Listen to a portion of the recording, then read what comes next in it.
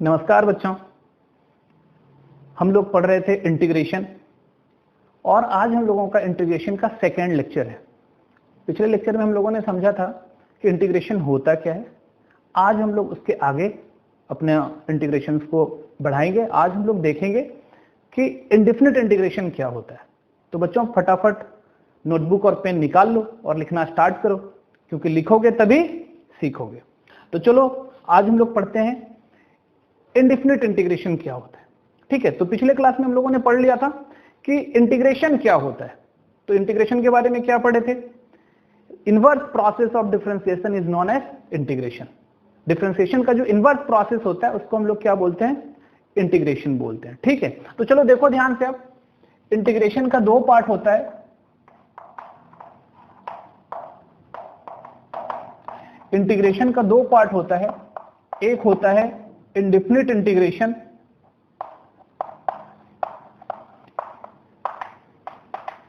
Indefinite integration,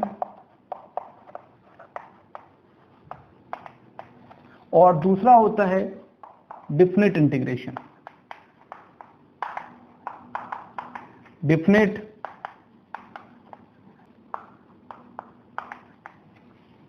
ठीक है, तो दो पार्ट होता है हमारा इंटीग्रेशन का, एक इंडेफिनिट इंटीग्रेशन और डेफिनिट इंटीग्रेशन। तो एक एक करके हम लोग दोनों को पढ़ेंगे। तो पहला पार्ट जो हम लोगों को पढ़ना है वो पढ़ना है कि इंडेफिनिट इंटीग्रेशन क्या होता है। ठीक है, अभी हम लोग इसको पहले कवर करेंगे और हम लोगों के बुक में भी क्या किया गया है, इंटीग्रेशन को दो हिस्से में, बहुत सारे बुक में दो हिस्से में डाल दिया, इंडेफिनिट इंटीग्रेशन और डेफिनिट इंटीग्रेशन। तो अभी जो हम लोग पढ़ेंगे समझेंगे वो किसके बारे में पढ़ेंगे? इंडेफिनिट इंटीग्रेशन के बारे में पढ़ेंगे और उसके बाद फिर हम लोग कहाँ आएंगे? डेफिनिट इंटीग्रेशन पर आएंगे। ठीक है, तो चलो आज हम लोग को क्या समझना है कि इंडेफिनिट इंटीग्रेशन क्या होता है। ठीक है, तो चलो समझो इसको, थोड़ा सा हम लोग समझने का कोशिश करते हैं। तो हम हेडिंग लगा रहे हैं यहाँ पर इंडेफिनिट इंटीग्रेशन, और समझना अच्छे से बात को।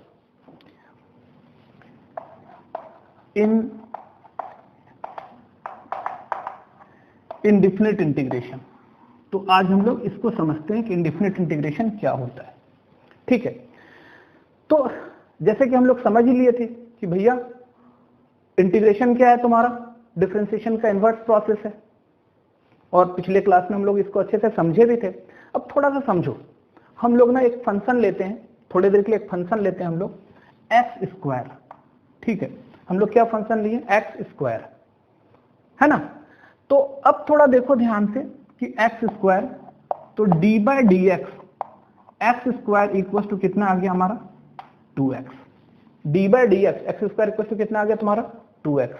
तो कहने का मतलब क्या हो गया कि अगर एक्स स्क्वायर का डिफरेंशिएशन 2x है तो 2x का इंटीग्रेशन क्या होगा?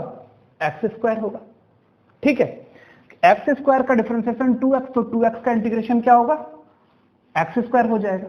तो देखो यहां पर ध्यान दो, इंटीग्रेशन को हम लोग इस सिंबल से डिनोट करते थे। ठीक है, तो इसका मतलब 2x dx, इसका इंटीग्रेशन क्या आ गया? एक्स स्क्वायर आ गया।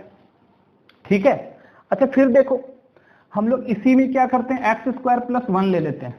तो अगर हम लोग ये करें D by d x square plus 1, तो ये क्या आ रहा है? 2x और प्लस 1 का क्या हो गया? डिफरेंशिएशन 0। तो यहां से देखो क्या आ रहा है, इसका मतलब इंटीग्रेशन 2x dx, तो 2x dx का इंटीग्रेशन क्या हो जाएगा? क्योंकि इसका डिफरेंशिएशन 2x है तो 2x का इंटीग्रेशन क्या होगा? X square plus 1। तो क्या हो गया तुम्हारा? X square plus 1। ठीक है, अच्छा अभी एक्स स्क्वायर के जगह अगर हम लोग एक्स स्क्वायर प्लस 2 ले लें तो थोड़ा देखो यहां से, d by d x square plus 2 equal to भी क्या आया? 2x, और प्लस 2 का डिफरेंशिएशन क्या होता है? 0, तो 2x आया। तो कहने का मतलब क्या आ रहा है कि इंटीग्रेशन 2x dx, अगर इसको ध्यान से देखें तो ये क्या आ रहा है हमारा? एक्स स्क्वायर प्लस 2 आ रहा है। ठीक है, अच्छा उसी तरह अगर हम लोग ऐसा कर लें D by d x square minus 1, तो इसका भी डिफरेंशिएशन क्या आ जाएगा? एक्स स्क्वायर माइनस 1 का 2x आ जाएगा। कहने का मतलब अगर इंटीग्रेशन हम लोग 2x dx लेते हैं, ठीक है, इस 2x का इंटीग्रेशन dx मतलब x के रिस्पेक्ट में, तो क्या आ रहा है हमारा? X square minus 1। और अगर यहां से हम लोग D by d x square minus 2 लेते हैं तो ये भी कितना आता है 2x आता है, एक्स स्क्वायर का 2x माइनस 2 का 0 तो माइनस 0 तो 2x ही हो गया। तो इंटीग्रेशन 2x dx ये भी क्या हो गया हमारा एक्स स्क्वायर माइनस 2। तो यहां पर एक क्वेश्चन अराइज होता है कि साहब हम लोग 2x का इंटीग्रेशन एक्स स्क्वायर लें, 2x का इंटीग्रेशन एक्स स्क्वायर प्लस 1 लें, 2x का इंटीग्रेशन एक्स स्क्वायर प्लस 2 लें, 2x का इंटीग्रेशन एक्स स्क्वायर माइनस 1 लें, 2x का इंटीग्रेशन एक्स स्क्वायर माइनस 2 लें, क्या लें? ठीक है, तो हम लोग वहां पहुंचते हैं कि अच्छा किसके वजह से ये सब सिचुएशन आया। तो ये सब सिचुएशन जो है ना एक्स स्क्वायर के साथ यहां पर जो एक कोई भी कांस्टेंट टर्म आई, जैसे कि इसके लिए 0 आ गई, इसके लिए 1 आ गई, इसके लिए 2 आ गई, इसके लिए -1 आ गई, इसके लिए -2 आ गई। तो इस जगह पर जो हमारा डिफरेंट चीज आ रहा था, जो भी कांस्टेंट आ रहा था, और कांस्टेंट का डिफरेंशिएशन क्या होता है 0 होता है। तो इस वजह से ऐसा सिचुएशन क्रिएट हुआ। ठीक है, तो हम लोग क्या करते हैं यहां पर, क्योंकि कांस्टेंट तो कुछ भी हो सकता है, तो हम लोग यहां पर क्या लगा देते हैं c लगा देते हैं। ठीक है, ये c क्या है हमारा कांस्टेंट है। ठीक है, अब तो आप बोलोगे सर कि c कांस्टेंट है, तो कांस्टेंट का तो कोई एक फिक्स वैल्यू होता है। ठीक है, तो c कांस्टेंट है, कांस्टेंट का कोई फिक्स वैल्यू होता है। तो फिक्स वैल्यू अगर मान लो 2 हो गया, तो सर यहाँ पे तो आप डिफरेंट ले रहे हैं, c का वैल्यू कभी 1 ले रहे हैं, c का वैल्यू कभी 2 ले रहे हैं, c का वैल्यू कभी -1 ले रहे हैं, c का वैल्यू -2 ले रहे हैं। तो ध्यान से समझो, ये बहुत ही इंपॉर्टेंट बात है। ये जो c है ना, एक्चुअली ये कांस्टेंट नहीं है ना, क्योंकि वेरिएबल एक्स स्क्वायर तो वेरिएबल है, एक्स का वैल्यू हम लोग क्या ले सकते हैं, जहां पे एक्स स्क्वायर का वैल्यू एक्स की जगह 1 2 3 4 कुछ भी ले सकते थे। बट c क्या है, इसको बोलते हैं आर्बिट्रेरी कांस्टेंट। आर्बिट्रेरी कांस्टेंट और कांस्टेंट में थोड़ी सी फर्क होती है। आर्बिट्रेरी कांस्टेंट क्या होता है, वेरिएबल और कांस्टेंट के बीच का चीज होता है। ये पूरे तरह से कांस्टेंट नहीं है और ये पूरे तरह से वेरिएबल भी नहीं है। ये क्या है, आर्बिट्रेरी कांस्टेंट है। तो आर्बिट्रेरी कांस्टेंट क्या होता है कि आप साहब एक बार लेने के लिए तो फ्री हो, आपको जो भी लेना है एक बार अपने मन से ले लो।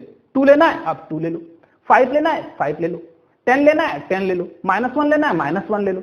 आप एक बार ले सकते हैं, ठीक है, जो लेना है। बट जब एक बार आपने इसकी वैल्यू 2 ले ली, तो फिर आप इसका वैल्यू चेंज नहीं कर सकते हैं। कांस्टेंट क्या होता है, 5 कांस्टेंट है, 5 में तो आप 5 लिया हुआ पहले से है, उसमें आप कुछ चेंज नहीं कर सकते हैं। बट यहाँ c है आर्बिट्रेरी कांस्टेंट, c का वैल्यू आप एक बार चूज कर सकते हैं, एक बार चूज करने के बाद वो फिक्स हो गया। बट इसके साथ ऐसा नहीं, ये तो वेरिएबल है, इसके साथ ऐसा नहीं, x का वैल्यू आप 1 2 3 4 जो चाहो वो ले लो अपने हिसाब से, कोई दिक्कत नहीं। बट यहां पर क्या है कि जो आपने एक बार ले लिया फिर आप उसको बदल नहीं सकते, एक्चुअली ये आर्बिट्रेरी कांस्टेंट है। तो कहने का मतलब आर्बिट्रेरी कांस्टेंट है, ठीक है, कोई भी रियल नंबर नहीं होगी। तो अब तुम थोड़ा देखो ध्यान से, अगर हम लोग ये कर लें d/dx एक्स स्क्वायर प्लस सी, क्योंकि सी आर्बिट्रेरी कांस्टेंट है, तो ये वाली चीज ना इसको भी रिप्रेजेंट कर दिया, इसको भी कर दिया, इसको भी कर दिया, इसको भी कर दिया, इसको भी कर दिया, तो सी सबको रिप्रेजेंट कर रहा है। तो इसकी डिफरेंशिएशन क्या हो जाएगी, 2x हो जाएगी। और फाइनली ये जो इंटीग्रेशन 2x dx होगा, ये कितना आएगा, एक्स स्क्वायर प्लस सी आएगा।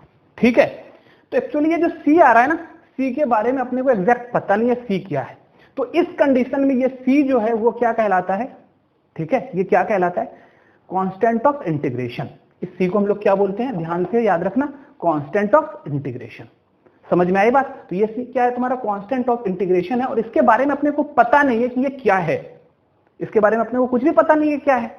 तो इसका जब इंटीग्रेशन किया 2x dx का इंटीग्रेशन किया, तो एक्स स्क्वायर तो कंफर्म आ गया, बट हमारे पास एक टर्म आ गई सी, ठीक है, इसको क्या बोलते हैं, कांस्टेंट ऑफ इंटीग्रेशन। और ये कांस्टेंट क्या है, हो सकता है 0 हो सकता है 1 हो सकता है 2 हो सकता है -1 हो सकता है -2, कुछ भी हो सकता है। इसी वजह से इस इंटीग्रेशन को हम लोग क्या बोलते हैं, इंडेफिनिट इंटीग्रेशन ड्यू टू सी, क्योंकि सी के बारे में अपने को पता नहीं है। समझ में आ गई बात यहां तक, ठीक है। तो ये हमारा क्या हुआ, इंडेफिनिट इंटीग्रेशन के बारे में समझे। अब थोड़ा सा इसके बारे में ग्राफ से समझते हैं कि क्या होता है, ठीक है। तो अब तुम थोड़ा देखो ध्यान से,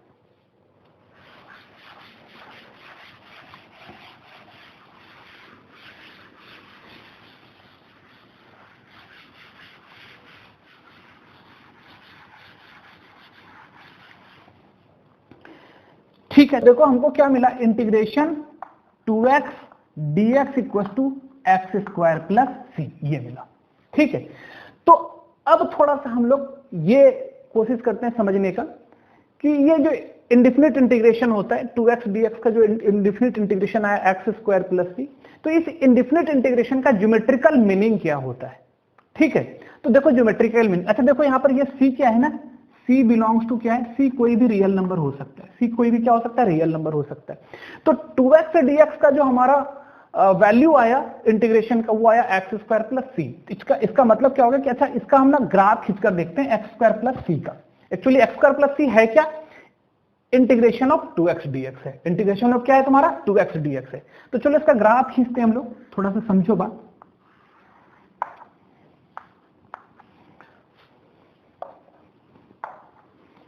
थोड़ा देखो इसका ग्राफ खींच रहे हैं। तो अगर हम लोग x का सी का वैल्यू 0 लेते हैं, रियल नंबर है तो सी का वैल्यू अगर हम लोग 0 लेते हैं तो सी का वैल्यू जब 0 लेंगे तो क्या आ जाएगा हमारा, ये एक्स स्क्वायर आ जाएगा। और एक्स स्क्वायर का जो ग्राफ होता है हम लोगों ने 11th क्लास में पढ़ा था, ऐसा होता है एक्स स्क्वायर का ग्राफ। ठीक है, एक्चुअली थोड़ा सा 19-20 बनेगा, ध्यान देना आप लोग। और अगर हम सी की जगह 1 ले लेते हैं, ये तो जैसे देखो ये हो गया 0, ये वाला हो गया 1, ये वाला हो गया 2, ये वाला हो गया 3, ऐसा। अच्छा ये वाला हो गया -1, ये वाला हो गया -2, ऐसा। तो हम देखते हैं, अच्छा x बराबर 1 अगर जो यहाँ पे सी का वैल्यू अगर हम लोग 1 ले लेते हैं, सी का वैल्यू अगर हम लोग 1 ले लेते हैं तो क्या हो गया एक्स स्क्वायर प्लस 1। तो एक्स स्क्वायर प्लस 1 का जो ग्राफ, अच्छा ये वाला जो ग्राफ बना वो एक्स स्क्वायर प्लस 0 का ग्राफ बना। अच्छा एक्स स्क्वायर प्लस 1 का ग्राफ देखो कैसा बनेगा, इस टाइप का कुछ बनेगा। ठीक है, उसी तरह एक्स स्क्वायर प्लस 2 का ग्राफ कैसा बनेगा, ये हुआ हमारा एक्स स्क्वायर प्लस 1 का ग्राफ, ये आ गया तुम्हारा एक्स स्क्वायर प्लस 2 का ग्राफ। ठीक है, और ऐसा बना। फिर एक्स स्क्वायर प्लस 3 का ग्राफ, ये हो गया एक्स स्क्वायर प्लस 3 का ग्राफ। ठीक है, ऐसा। उसी तरह नीचे लेंगे, ऐसा बनेगा एक्स स्क्वायर -1 का ग्राफ। फिर ऐसा बनेगा एक्स स्क्वायर -2 का ग्राफ। ठीक है, अच्छा इसको हम लोग इधर भी ले लेंगे। तो ये ग्राफ बना मेरा सबका, सी का वैल्यू हम लोग 0, 1, 2, 3, -1, -2 ऐसा लिए। यहाँ पे बहुत सारा लाखों करोड़ों ग्राफ बन सकता है, सी का वैल्यू कोई भी रियल नंबर लो, अब ग्राफ लो। तो इस ग्राफ से देखो क्या ऑब्जर्व हो रहा है हमारा, कि ये सारा का सारा जो ग्राफ है ना वो एक ही टाइप का ग्राफ है ना, लग रहा है ना, सारा का सारा एक ही डिजाइन का ग्राफ है, एक ही डिजाइनिंग है ना। तो सारा का सारा एक ही टाइप का ग्राफ है। तो जब ये सारा ग्राफ जब एक ही टाइप का ग्राफ हो जाता है तो इन सारे ग्राफ्स को हम बोलते हैं कि ये क्या है तुम्हारा, एक्चुअली ये सब तो कर्व्स है। तो ये फैमिली ऑफ कर्व्स हो गया। ये क्या हो गया, फैमिली ऑफ कर्व्स हो गया। तो कहने का मतलब 2x dx का जो इंटीग्रेशन है वो हमको क्या दिया, एक्स स्क्वायर प्लस सी। अच्छा एक्स स्क्वायर प्लस सी का मीनिंग क्या हो गया, यही तो एक्स स्क्वायर प्लस सी का मीनिंग है कि एक्स स्क्वायर प्लस सी का मीनिंग क्या हो गया कि वो हमको फैमिली ऑफ कर्व्स दे दिया।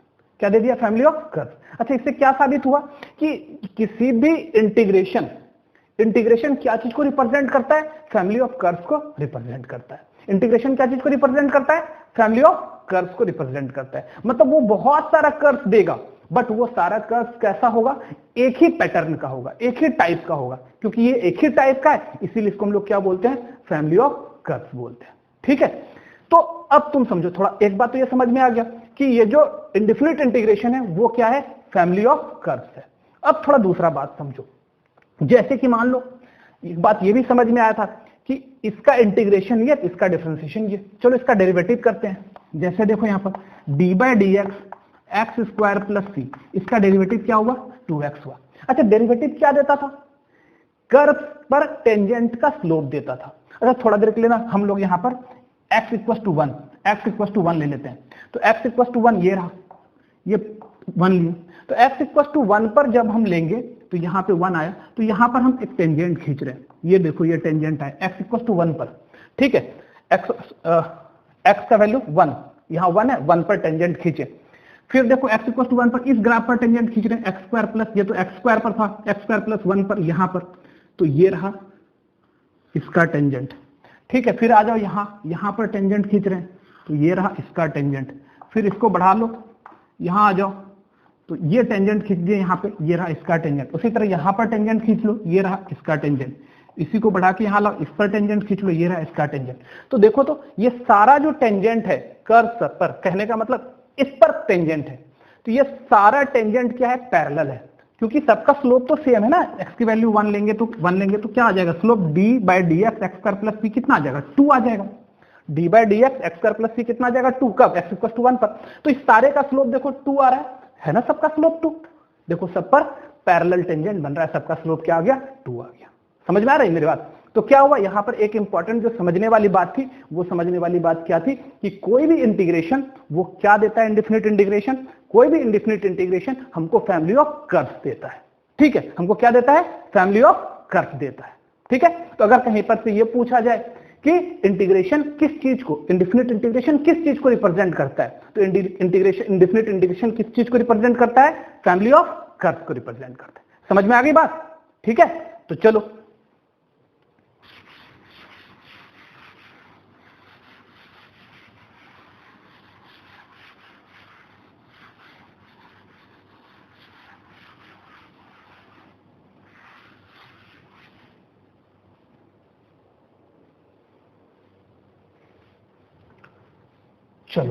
अब हम लोग क्या पढ़ते हैं, थोड़ा सा सम स्टैंडर्ड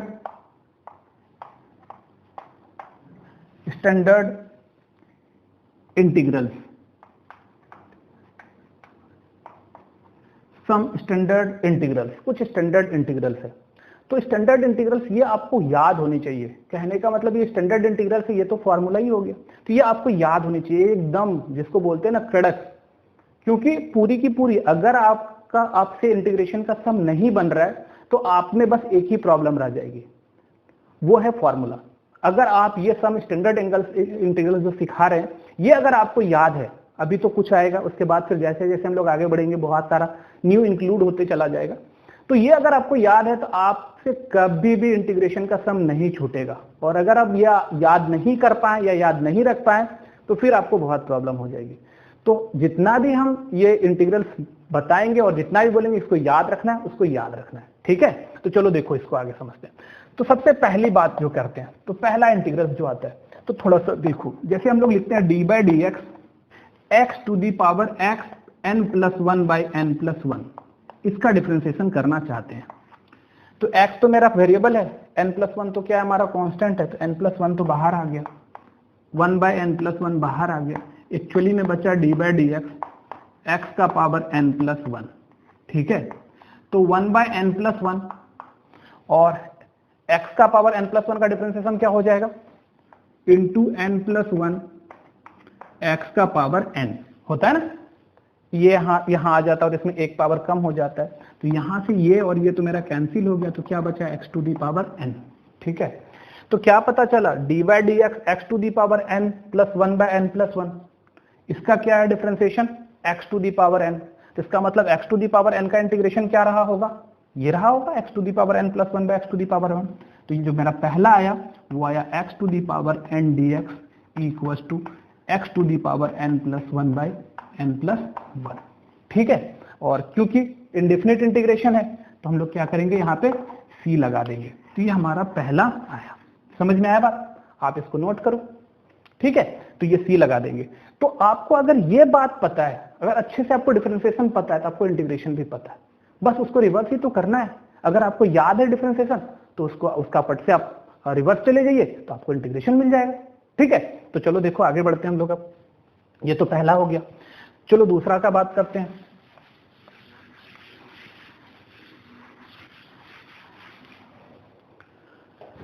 दूसरा देखो d by d x, D by d x. अच्छा देखो डी बाई डी एक्स क्या है, अगर x ले लेते हैं, अपने को पता है D by d x x का डिफरेंशिएशन कितना होता है, 1 होता है। तो इसका मतलब क्या हो गया, अगर x का डिफरेंशिएशन 1 है तो 1 का इंटीग्रेशन क्या होगा, x रहा होगा। इसका मतलब इंटीग्रेशन 1 dx। अच्छा 1 और किसके रिस्पेक्ट में, x के रिस्पेक्ट में, इसी वजह से dx आ गया।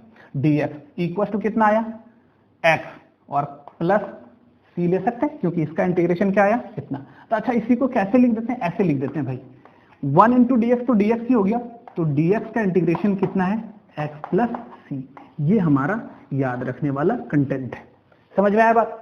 चलो इसके आगे बढ़ते हैं, थर्ड पर जाते हैं, डी बाय डी एक्स। अच्छा, जो भी हमको डिफरेंशिएशन याद है उसका हम लोग इंटीग्रेशन बना सकते हैं। तो जो एकदम याद है तुमको फटाफट, जो कि खूब यूज हुआ है डिफरेंशिएशन, वो सब तो हम लोग लिख लेते हैं। जैसे देखो अगला क्या हम लोगों को याद है, 1/x। याद है 1/x का डिफरेंशिएशन क्या होता है? तो 1/x का डिफरेंशिएशन होता है साहब -1/x²। 1/x का डिफरेंशिएशन क्या था? -1/x²। तो इसका मतलब क्या आ रहा है? अच्छा, इस माइनस को उठा के चुपके से यहाँ ले आओ। तो अगर हम लोग ऐसा कर लें, D by d x -1/x, इस माइनस को उठा के चुपके से इधर ले आए, ठीक है, या फिर दोनों साइड माइनस से मल्टीप्लाई कर दिए, तो एक ही बात है। इक्वल टू क्या आया? 1/x²। तो इसका मतलब d by d x -1/x², x का डिफरेंशिएशन क्या हुआ? 1/x²। तो यहाँ से क्या पता चला कि इंटीग्रेशन ऑफ 1/x² dx वो क्या हो जाएगा? -1/x। और c क्यों लगा रहे हैं? समझ में आ रहा है? क्योंकि ये इंडेफिनिट इंटीग्रल्स है। समझ में आ रहा है बात? तो हो गया, आप इतना नोट करो।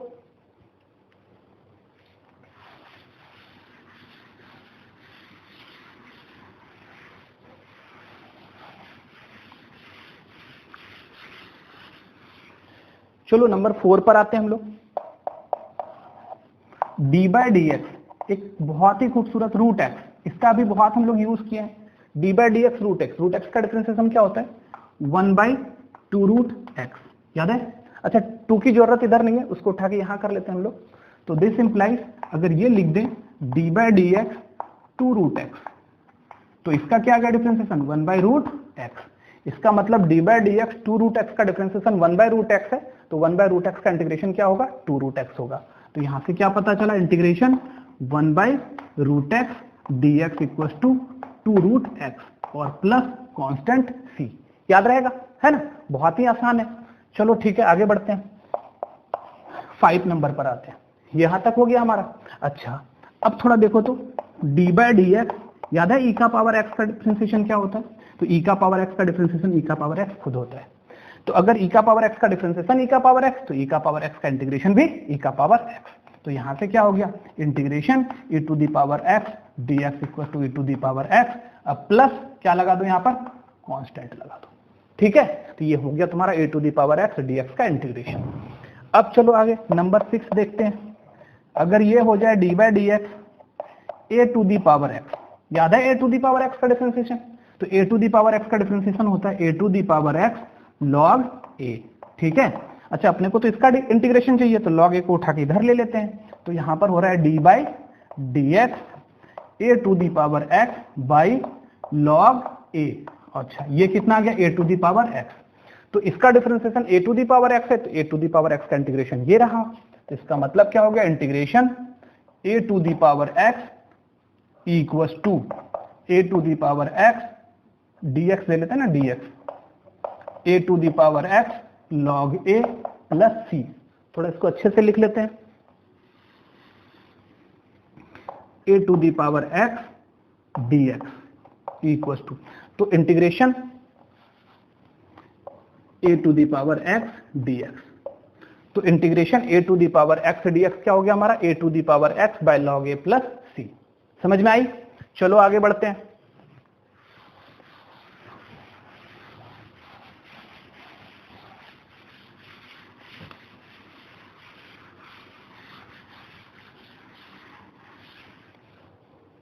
चलो देखो number 7, d by d x, याद है? Log modulus x. Log modulus x का डिफरेंशिएशन क्या होता है? 1/x। लॉग मॉडुलस एक्स का डिफरेंशिएशन क्या होता है? 1/x, ठीक है। इसका मतलब इंटीग्रेशन ऑफ 1/x dx क्या हो जाएगा? Log modulus x plus c, ठीक है। चलो आगे बढ़ते हैं। नंबर 8, अपने को पता है d by d x sine x, d by d x sine x. Sine x का डिफरेंशिएशन क्या होता है? कॉस एक्स होता है। तो जब साइन एक्स का डिफरेंशिएशन कॉस एक्स, तो कॉस एक्स का integration sine x. Integration cos x dx equal to क्या हो जाएगा? साइन एक्स प्लस सी, ठीक है। नंबर 9 पर आ जाओ। D by d x cos x, तो ये कॉस एक्स क्या है हमारा? कॉस एक्स का डिफरेंशिएशन क्या होता है? Minus sine x. अच्छा, माइनस को उठा के इधर ले आते हैं, तो एक्चुअली में हो जाएगा d by d x minus cos x equal to sine x. तो माइनस कॉस एक्स का डिफरेंशिएशन साइन एक्स, तो साइन एक्स का डिफरेंशिएशन क्या हो जाएगा, साइन एक्स का इंटीग्रेशन क्या हो जाएगा, माइनस कॉस एक्स। तो integration sine x d x equal to minus cos x plus c. आ रहा है समझ में? चलो नेक्स्ट बढ़ते हैं, number 10, d by d x tan x. Tan x का डिफरेंशिएशन कितना होता है, sec square x. Tan x का डिफरेंशिएशन क्या होता है, सेक स्क्वायर एक्स। तो इससे क्या हुआ कि integration sec square x d x. तो sec square x d x का इंटीग्रेशन क्या हो जाएगा, टेन एक्स प्लस सी। तो बहुत ही सिंपल है, आपको बस डिफरेंशिएशन याद करना है, इंटीग्रेशन तो खुद ब खुद याद हो जाएगा। चलो आगे बढ़ते हैं हम लोग।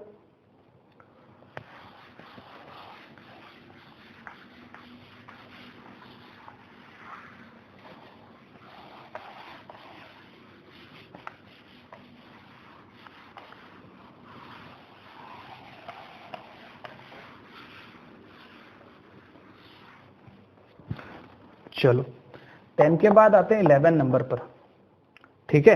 अच्छा, डी बाई डी एक्स 10 के बाद आते हैं हम लोग कॉट एक्स। तो कॉट एक्स का डिफरेंशिएशन क्या होता है, माइनस कॉसेक स्क्वायर एक्स। तो इस माइनस को उठा के यहां लेके आते हैं, तो d by d x minus cot x equal to क्या आ रहा है, cosec square x.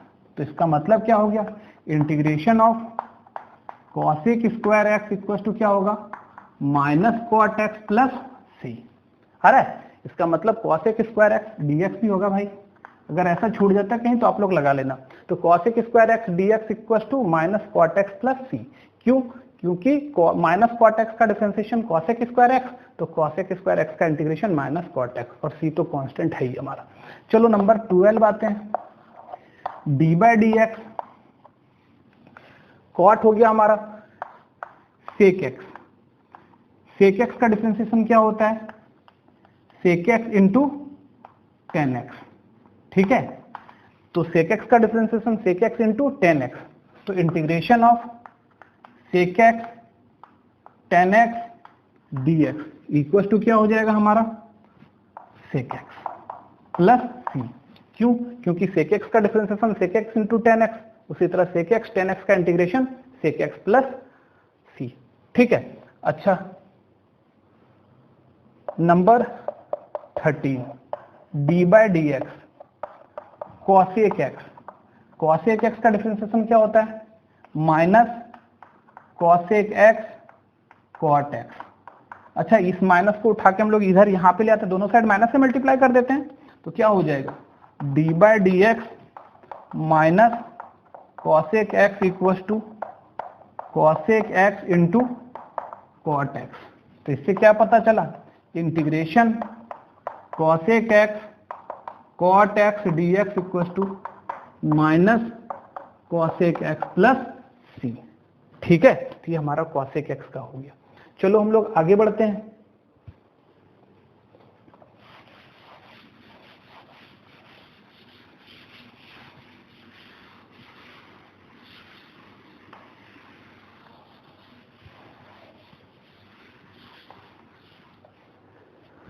Fourteen number पर आते हैं।